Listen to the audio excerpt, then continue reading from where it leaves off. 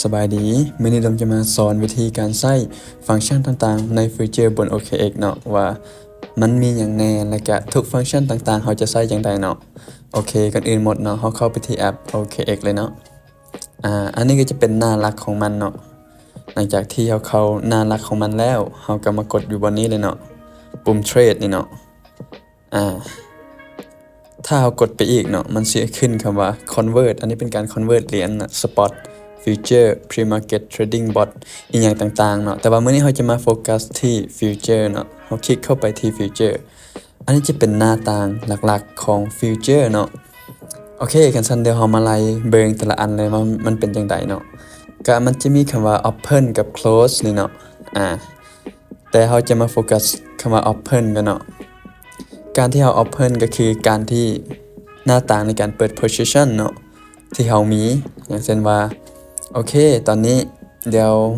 เราไปกันเป็นตอนกันเนาะในนี้มันจะเขียนคำว่า isolate กับ cross นี่มันเป็นหยังเนาะก็ถ้าเป็นโดมเลยเนาะส่วนตัวจะใช้แต่ isolate เนาะย้อนหยังเพราะว่ามันจะสามารถ manage ความเสี่ยงของเราได้แล้วก็มันคิดไล่ง่ายกว่าที่เราใส่ cross เนาะ isolate ก็คือเป็นการใส่แต่ position ของเราถ้ามันเสียมันก็จะเสียแต่ position เดียวที่เราเปิดแล้วว่าถ้ามันถึก liquidate เนาะมันก็จะมีแต่ order เดียวเท่านั้นที่เราเปิดเนาะแต่ว่า cross เนี่ยมันเป็นการที่มันสามารถไปกินเงินในบัญชีของเราหมดเลยสมมุติว่าเรามี100เหรียญเนาะเราเปิด order 10เหรียญแล้วเราใส่ cross นี่เนาะถ้ามันถึกลากไปเนาะเราบ่มี SL เนาะแล้วมันถึกลากไปมันก็จะติดลบแล้วมันจะลบทั้งบัญชีของเราถึงแม้ว่าออเดอร์ของเรามันจะมีแต่10เหรียญแต่ว่ามันสิลากไปกินทั้งหมดในบัญชีของเราเนาะอันนี้ถ้าเราใส่ cross เนาะดังนั้นดมเลยเลือกใส่ isolate ดีกว่าวันนี้สำคัญเนาะต่อไปเนาะก็จะเป็น leverage หลายๆคนอาจจะใส่ leverage ต่างกัน leverage มันมีทั้งข้อดีและข้อเสียเนาะข้อเสียของมันก็คือเอาข้อเสียก่อนเนาะข้อเสียของมันก็คือมันจะได้เรา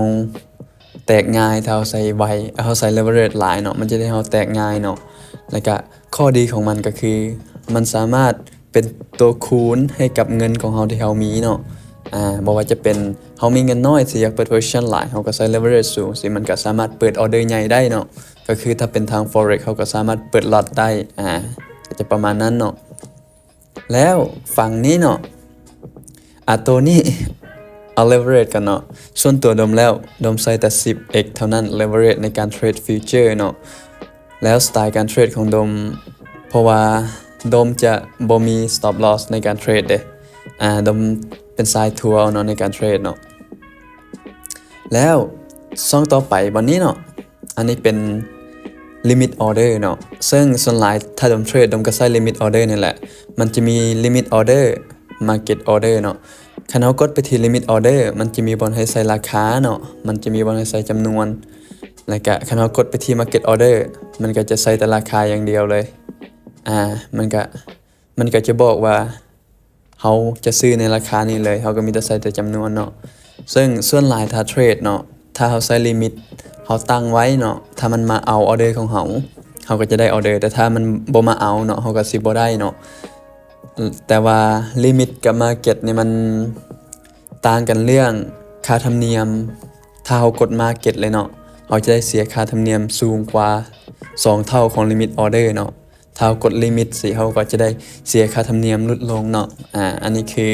หลักการในการเข้าออเดอร์ต่างๆเนาะมันจะมีทั้งลิมิตและจะมีบนให้เราตั้งที่ PSL มันจะมีตัว Advanced Limit Order นี่ก็ถ้าเป็นฝั่ง Forex มันจะเป็น Buy Limit ถ้าเป็นฝั่งขึ้นเนาะเขาไปที่ Buy Limit ถ้าราคามันขึ้นไปเลยสิได้ออเดอร์เราอันนี้ก็ถ้ามันอยู่ในคริปโตมันสิบอกง่ายกว่าเนาะมันสิเอิ้นว่า advanced limit order เนาะเฮาก็จะเข้าใจง่ายกว่าเนาะ trailing stop นี่ก็คือกันเป็นการเปิดเป็นการกั้นหน้าทุนซะเอิ้นง่ายๆเป็นการกั้นหน้าทุนเนาะ trailing stop แล้วก็ส่วนต่อไปเนาะก็คือบนราคาวันนี้เนาะมันจะมีเราจะเห็นมันมีทั้งบอลสีแดงกับสีเขียวบนนี้เนาะอันนี้เป็นฝั่งของคนที่ เสนอขายเนาะอันนี้เป็นคนที่จะมาซื้อในราคาต่างๆแล้วอันนี้จะเป็นราคากลางที่ซื้อขายในตลาดปัจจุบันเนาะอันนี้เด้มันหยังเนาะ best bid offer ก็คือนี่แหละก็คือที่เฮาเว้านี่แหละเป็นการ offer ราคาที่ดีที่สุดให้เฮาถ้าเฮาเลือกราคาใดสมมุติเฮาเลือกราคานี้เนาะเฮากดไปแถวๆนี้มันก็สิขึ้นมาเลยตัวเลขนี่มันก็สิขึ้นมาเลยเนาะแล้วบอนนี้เนาะที่ทุกคนเห็นบอนนี้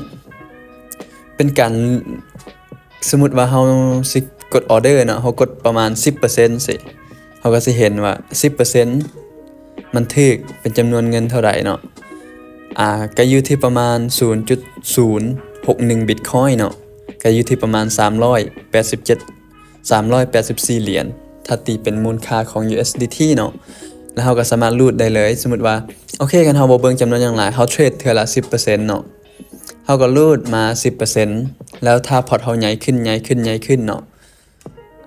จำนวนที่เฮาเข้ามาหรือว่าออเดอร์ต่อ1ออเดอร์ที่เฮาเข้า 10% มันก็สิใหญ่ขึ้นตามจำนวนเงินทุนของเฮาเนาะแล้วก็มันบอกว่า advanced TPSL วันนี้เนาะเฮาสามารถใส่ได้หรือว่าเฮาสิบ่ใส่เฮาก็กดออกแต่ว่าคันคนที่ใส่ TPSL ก็ใส่ไว้เลยสมมุติเฮาใส่ราคาปุ๊บเฮาใส่ TP อยู่นี่ SL อยู่นี่เฮาสามารถเติมใส่บอนนี้ได้เลยเนาะก็จะมีฟังก์ชันตัวนี้มาให้นำเนาะเพื่อบางคนที่มีแผนไว้แล้วแล้วก็อยากเข้าออเดอร์ในราคานี้ตั้ง TPSL ได้เนาะประมาณนั้นแล้วก็มันจะมีทางคำว่า open long open short บอนนี้เนาะอันนี้ก็เป็นการเปิดออเดอร์ถ้าเป็นทาง forex เขาสิเอิ้นว่า buy กับ sell เนาะแต่ส่วนหลายฟังคริปโตส่วนหลายที่ใช้กันก็คือ long กับ short long ก็คือการ buy ขึ้นไป short ก็คือการ sell ลงมาเนาะก็คือตอนนี้คือที่เห็นนี่เนาะออเดอร์เฮายังบ่มีเลยเนาะ position ของเฮาก็บ่มีบอทอันนี้เป็นการที่เฮาไปเปิด run bot เนาะคันมันเห็นก็สิมีเด้ตอนนี้บ่มีเนาะแล้วก็บอทนี้เนาะ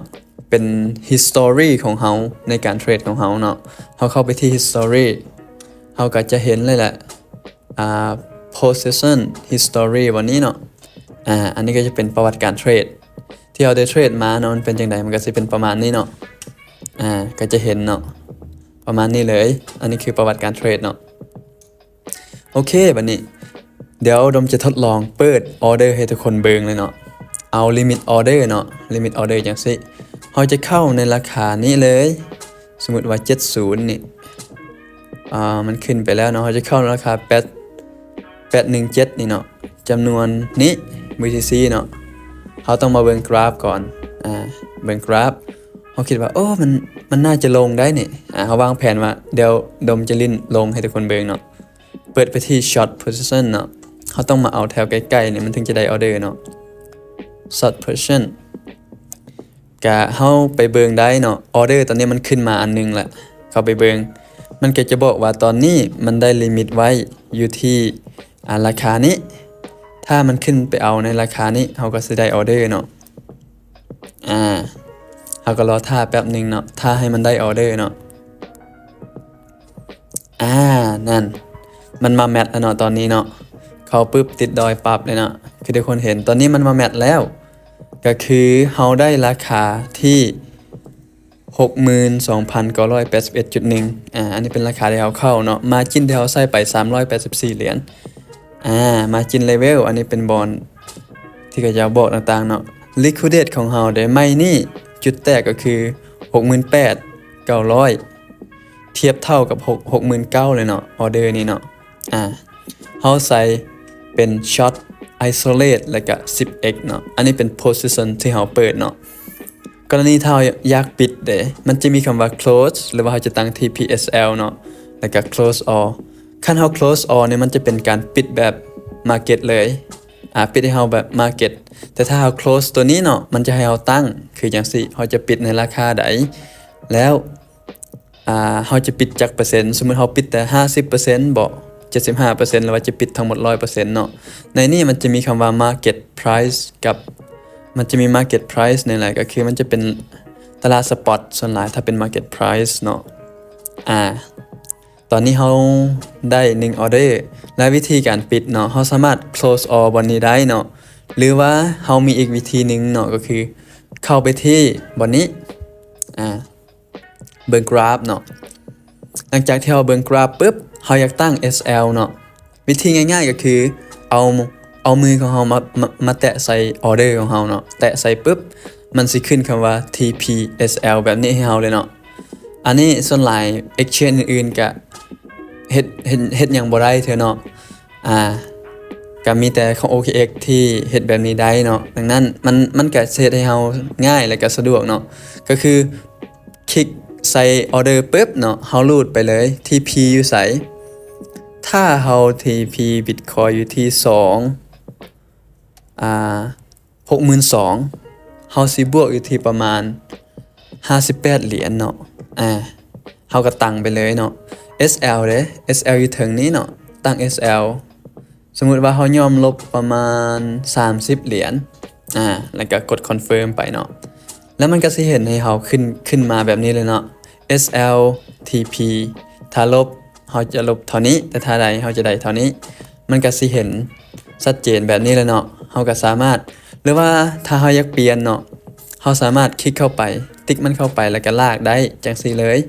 แล้วก็เปลี่ยนได้เนาะหรือว่าถ้าอยาก cancel เนาะในการตั้ง TPSL เขาก็สามารถคลิกบนเครื่องหมายลบบนนี้แล้วก็ cancel order แบบนี้ก็ได้คือกันเนาะอันนี้คือการเปิด order แล้วก็การปิด order เนาะซึ่งถ้าเราอยากเล่นหน้าบ่ายเด้เขาก็เฮ็ดคือกันคือกับเมื่อกี้เลยเนาะแล้วก็กดที่คำว่าลองเอาเพิ่นลองบนนี้เนาะเขาก็สิได้ออเดอร์หน้าบ่ายขึ้นไปเนาะอันนี้เป็นฟังก์ชันการเทรดฟิวเจอร์ใน OKX ส่วนหลายที่เทรดแล้ว leverage ของเขายังสามารถแอดเพิ่มเข้ามาได้สมมุติว่าเขาอยากแอด margin เข้าไปตอนนี้มันแตกอยู่ที่ประมาณ 68,000 นี่เนาะเขายานว่ามันจะขึ้นฮอดมานี่เนาะเขาแอด margin เข้าไปแล้วเขาจะเห็นจุดแตกของเขาอยู่ที่125,000 มันก็จะขึ้นเนาะหรือว่าเขาสามารถลด leverage อีกอย่างก็ได้เนาะเขาสามารถลด leverage ได้เขาต้องไปปิดออเดอร์ที่เราตั้ง TP ไว้เนาะก็คือตัวนี้เนาะcancel กันเนาะเขาสามารถลด leverage ได้ส่วนหลายถ้าเป็น exchange อื่นมันจะลดบ่ได้สมมุติว่าเขาจะลดตัวนี้เนาะเขาก็จะ add order ออกไปหรือว่าถ้าเราสิเพิ่มขึ้นมา 20x มันก็สิลดออเดอร์ของเราลงมาเนาะมันก็จะเป็นประมาณนี้ดังนั้นการที่เราเปิดออเดอร์แล้วเรามีออเดอร์แล้วเนาะเราก็ถ้าเรามีแผนมีอย่างดีๆเราก็รอท่าเฮ็ดตามแผนเนาะแต่ว่าออเดอร์นี่ดมจะยังบ่ปิดเนาะถ้าอยากปิดปุ๊บก็คือดมเว้าเนาะสามารถกดไปที่ close all หรือว่าไปตั้ง close ได้เนาะว่าเราอยากปิดในราคาใดอันนี้ก็จะเป็นการเทรดฟิวเจอร์คร่าวๆเนาะสำหรับใครที่มีคำถามตัวใดสามารถคอมเมนต์มาบอกดมได้เด้อ